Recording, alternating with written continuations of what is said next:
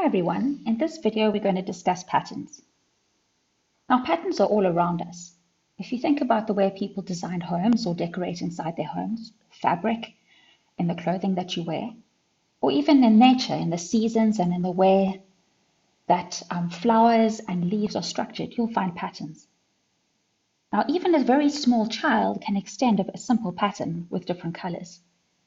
But what is more difficult is to describe the pattern mathematically, and that will be the focus of this video.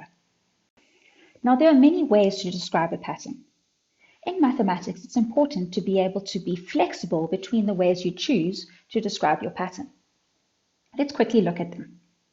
One way to describe a pattern is as a number sequence. So I'm going to make up a sequence. I'm going to say 3, 5, 7, 9, and maybe you can see what's going on with that sequence. As you can see, I use semicolons to separate each term of the sequence. So we call each position the term. So this 7 will be the third term, and so on. So the third term's value is 7, and the position is 3. If I was to draw a picture to describe the same pattern, I could maybe use dots. The first picture would have 3 dots. The second picture would have 2 more dots than the first picture. The next picture would be the same as the previous picture, but with 2 more dots on, and so on. In words, you've probably noticed so far that the pattern adds 2 to the previous term each time.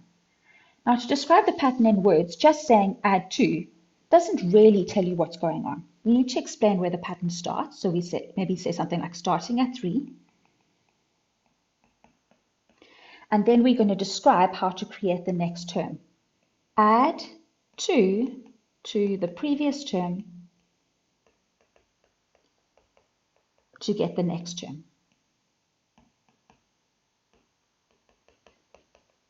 So if somebody was to look at my description without anything else, they could form the same pattern that I did.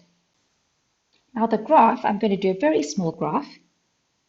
Normally on the horizontal axis, you'll put in the independent value, which will be the term position. And on the vertical axis, we'll put the value. So at 1, I go to 3. At 2, I go to 5. At 3, I go to 7, and so on. I could have a graph. Next, we're going to look at the formula. Now, the focus of this video is how to develop the formula. So for now, I'm just going to write the formula down. For this graph, the formula would be 2n plus 1. Lastly, if I want to describe the pattern in a flow diagram, I'm going to have my input value goes into my flow diagram, is doubled, I add 1, and out comes my output value. Now what you notice, in my formula, I called my formula Tn, so my input value would be n, and my output value is Tn. Now, with a formula, you can use different letters. So I could say something like, my formula could be y is equal to 2x plus 1. That means my input value would be x, and my output value would be y, and so on. Now, as I said, these are all different ways to describe a pattern. In mathematics, it's helpful to be flexible between the different ways to describe a pattern and extend a pattern. Now let's get on to the focus of our video, which is describing a pattern algebraically. Now here I've got a pattern described as Tn is equal to n plus 5. Now Tn is the output value, or we could say the term value, and n refers to the position. Now this way of describing a pattern is very, very common. Now, if I want to extend the pattern from that formula, I'm going to substitute values in for n. Now, the values I'm going to substitute in must be natural numbers because positions in a pattern have to be something like 1, 2, 3, and so on. So if I look at the first position in the pattern, it's going to be 1 plus 5, which gives me 6. My second position in the pattern will be 2 plus 5, which gives me 7. My third position in the pattern will be 3 plus 5, which gives me 8. And my fourth position in the pattern, 4 plus 5, gives me 9. So if I write down the pattern as a sequence, I'm going to get 6, 7, 8, 9. Now if I study the pattern quickly, I'll notice that the way to describe the pattern in words would be something like starting at 6, add 1 to the previous term to get to the next term. Now a mistake people often make is they think that because the formula says plus 5, it means that each time I'm going to be adding 5 to the previous term to get the next term. But what you'll notice, when I substitute the position in, I'm actually adding only 1 each time. And the reason for this is that the n is the position, and the position only increases by 1 each time. Here's another pattern. Now this pattern here, I've used different variables. I've used m and n. I can still extend the pattern to see what's going on with the sequence. Now m will be the output value, and n will be the input value, or the position. So if n is equal to 1, m will equal to 2 times 1 plus 1. 2 times 1 is 2, plus 1 gives me 3. If n is 2, the second position, m will be 2 times 2, which is 4, plus 1, which is 5. If n is 3, the third position, m will be 2 times 3 plus 1, 6 plus 1 is 7. And if n is 4, m will be 2 times 4 plus 1, which is 8 plus 1, 9, and so on. So my pattern will look something like this: 3, 5, 7, 9, and so on. What you'll notice is if I was to describe the pattern, I'd say something like starting at 3 and add 2 to each term to get the next term. Did you notice in your formula that the 2 was being multiplied by the position value? Now, let's imagine this pattern, since I've got m and n, let's make m matches, like matchsticks. And n will still be my position value. Now, if I was to draw a pattern, maybe the first pattern would be 1 match plus another 2 matches, gives me 3 matches. The next picture will be the pattern I had before, 3 matches, and I'm going to add another 2 matches on. The next picture would be the picture I had before, plus another 2 matches. And the next picture would be the picture I had before, plus another 2 matches. And if I go back to the formula, that makes sense because I'm starting with 1 match and I'm adding 1 group of 2. In the next picture, I'm starting with 1 match and I'm adding 2 groups of 2. So 2 times n because n is 2. In the third picture, I'm starting with 1 match and I'm adding 1, 2, 3 groups of 2. So an n is my position. In the fourth picture, I'm starting with 1 match and I'm adding 1, 2, 3, 4 groups of 2. So as you can see, the pattern I've drawn very clearly reflects the formula that I have. Lastly, let's consider another formula. This time I've chosen y as my output value and x as my input values. So if I was to work out the first few values in my sequence, for x is 1, I'm going to have y is equal to 1 squared plus 1, which is 1. If x is 2, y is equal to 2 squared plus 1, which is 4 plus 1 is 5. And if x is 3, y is equal to 3 squared plus 1. 9 plus 1 is 10. And you'll notice quite quickly that I'm not adding the same value each time. So my sequence will be 1, 5, 10, and 4 squared is 16 plus 1 is 17. If I was to think about a picture to describe this, maybe my first picture would have only one dot in it for x squared. 1 squared is 1. And I add another dot. My next picture would be 2 squared, and I'm going to add another 2. My next picture is 3 squared, and I'm going to add another 3. So again, the way that the picture is drawn clearly is shown in the pattern. Now, most of the time, you'll normally go from the picture to the rule. But make sure once you've got the rule that your rule makes sense according to the picture that you have. Now we're going to go on to describing patterns. Now, like I said before, there's many ways to describe patterns, and we're going to look at 2.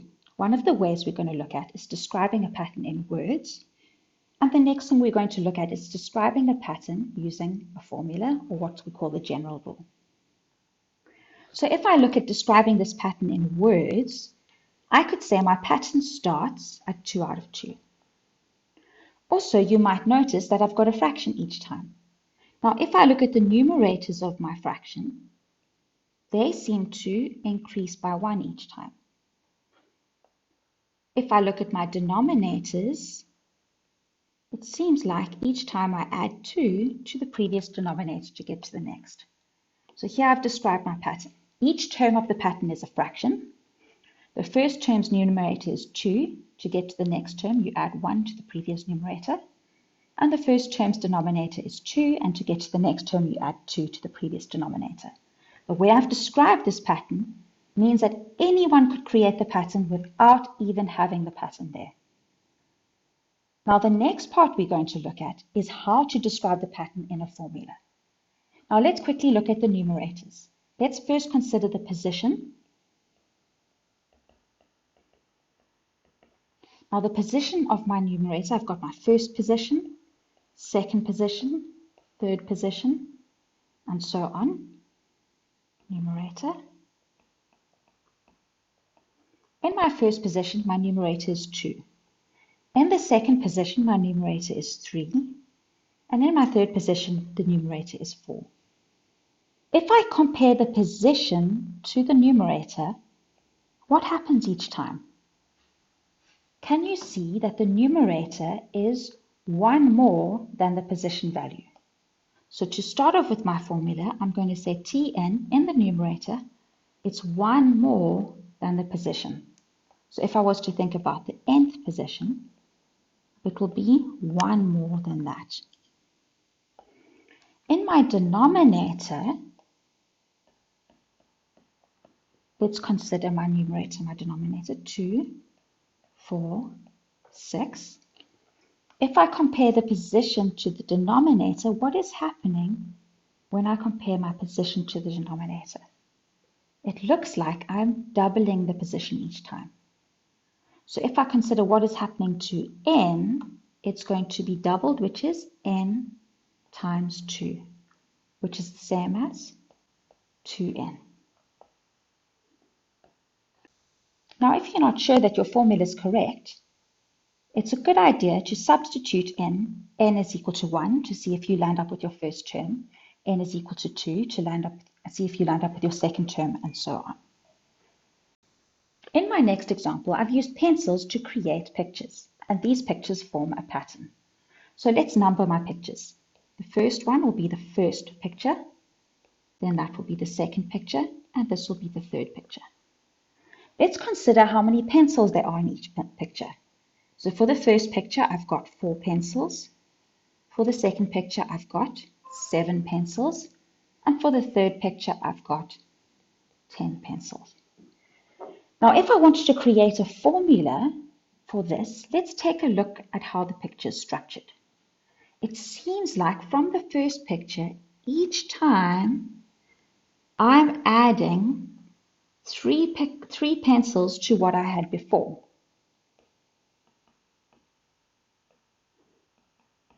So if I was to describe the pattern in words, I'd maybe say something like starting at,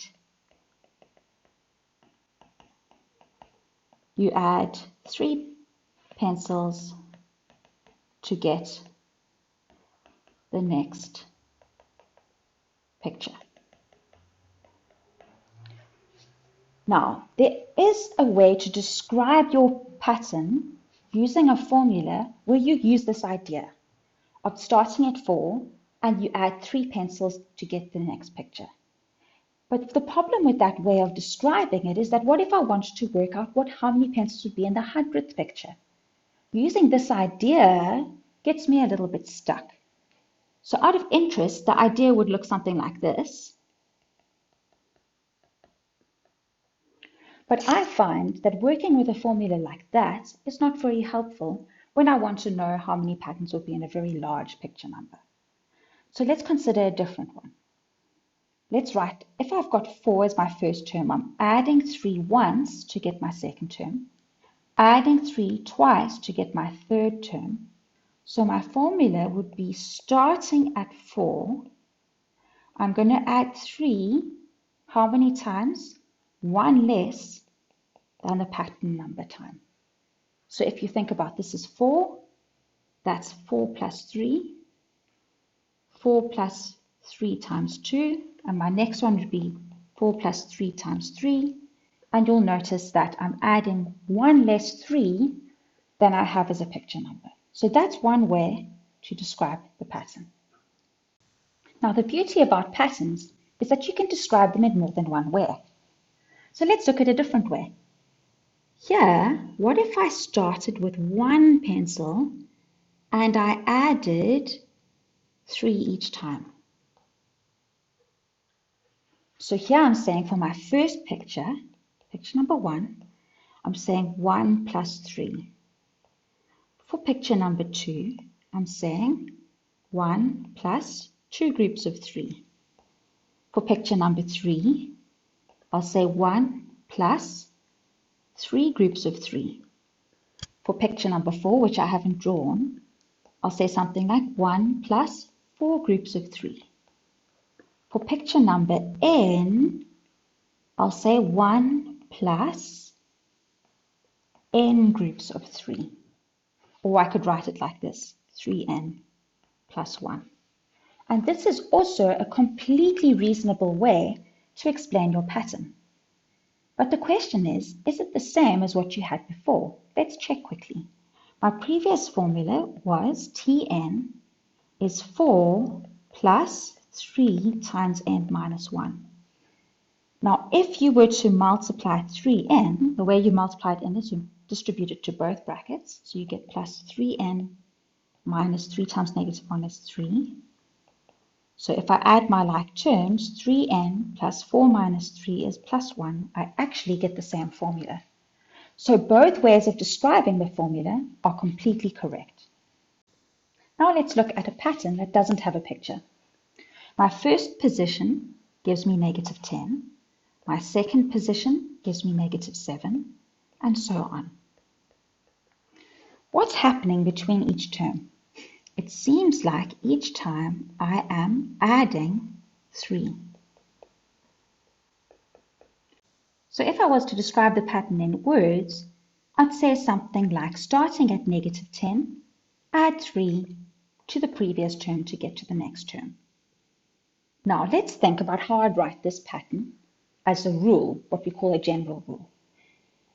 Now let me write a little table and let's see if we can work out what's going on here. We've got position 1, 2, 3, 4, n, position, and my value is negative 10, negative 7, negative 4, negative 1. Now to get the next value, I'm adding 3. So the first term will be negative 10. My second term is negative 10 plus 3. My third term is negative 10 plus 3 twice. My fourth term is negative 10 plus 3 times. My nth term would be negative 10 plus 3 times by 1 less than n, because you'll notice I'm adding the number of 3's 1 less than the position. So one way to describe this pattern would be Tn is negative 10 plus 3 times by 1 less than the position. Now what if you wanted a formula without brackets? So let's consider it a different way. What if I included the 3 at the beginning? So I'm saying 3 plus something, 3 times 2 plus something, 3 times 3 plus something, 3 times 4 plus something. N would be 3 times n plus something. So I'm saying Tn is 3n plus a value. Now let's think. 3 plus how much is negative 10? 3 plus how much is negative 10? It would be 3 plus negative 13. Or 3 minus 13 gives me negative 10. Let's check if my pattern works. 3 times 2 is 6. Minus 13 gives me negative 7. 3 times 3 is 9. Minus 13 is negative 4. And that seems to work. So my formula is going to be 3n minus 13. So it's up to you which formula you use. Either you can use a formula that shows you adding 1 less than the term value, or you can choose to work backwards a bit and use the formula where you're saying 3n minus 13. Both formulas are correct. Now let's study the next pattern. If I look at what's going on here, I don't seem to be adding the same number each time, but it does seem I'm multiplying the previous value by 2. So if I was to describe the pattern in words, I'd say something like starting at 3, to get the next term, I multiply the previous term by 2. But how would I create a formula? Let's think. In my first position, I get 3. In my second position, I have 6, and that was 3 times 2. In my third position, I have 12. That is 3 times 2 times 2. In my fourth position, I have 24, which is 3 times 2 times 2 times 2. Now before, when I was adding repeatedly, repeated adding is multiplication. And also now in my new situation, repeated multiplication I write as an exponent. So here that would be 3, next one 3 times 2 to the power of 1, next one 3 times 2 to the power of 2, next one 3 times 2 to the power of 3. So my nth term, Tn, is going to be 3 times 2 to the power of, it seems like when I compare my position and my term, it's always 1 less, so it'll be n minus 1. So not all patterns in the world are patterns that have the same increase in the sequence, where you're adding the same number or subtracting the same number. Normally at grade 8, 9, and 10 level, most of the patterns are going to be the kind where you add or subtract the same number. However, sometimes you're going to get patterns that are in a different format, and so this is an example of one of those. For the last part of this video, I'm giving you a chance to practice writing the equation or the general rule that describes each of these patterns. So I suggest you stop the video now, try them, and then start the video again to check your answers. So here are the answers. The first pattern, I'd say my nth term or my general term will be 5 plus, and you will notice that I add 3 each time. So repeated adding is multiplication, so 3 times by n minus 1. Another way to describe it is rather in groups of 3. So I'm going to say 3 times n. So 3 times 1 is going to be 3. So 3 plus what is 5 plus 2. My next pattern, you'll notice I am subtracting 2 each time. So my formula will be Tn is negative 4 minus 2, and how many groups of it? N minus 1 groups. Or another way to think of it is I could say Tn is going to be negative 2 n's, and let's check. If I say negative 2 times 1, I get negative 2. So that means I still need to subtract another 2 to get my first term. The next pattern's a little different because it's all the square numbers. If I think about it, 1 times 1 is 1, 2 times 2 is 2, 3 times 3 is 9. So my formula will be Tn is n times n, or another way to write that would be Tn is n squared. In my next pattern, it seems like I'm also increasing by the same value each time. I'm adding 1 to get the next term. So if I do it in the first format, I'm going to have negative 9 plus 1 times n minus 1. Or if I look at the other format, 1 times 1 is 1. So I'm going to say Tn is going to be n, and then to get from 1 to negative 9, I'm going to say minus 10. In the last pattern, it looks like I am multiplying by 3 to get the next term each time. Now, repeated multiplication is going to give me exponents or powers. So I'm going to say Tn is negative 5 times by groups of 3, which will be n minus 1 groups of 3. Let's quickly go back to question 2, because I thought of another way to do that. If I double 2, I get 4. If I double 3, I get 6. If I double 4, I get 8. So I could say that if I take n plus 1 and I double that with a negative 2, I'll get the same answer. So that would be another way I can describe that pattern. So as you can see, there are many ways to describe a pattern. But you must check to see your formula is correct, because maybe if you have something different to me, I suggest you try substituting in 1, 2, 3 and see if your formula works. And if it doesn't work, go back to the drawing board and try a different way.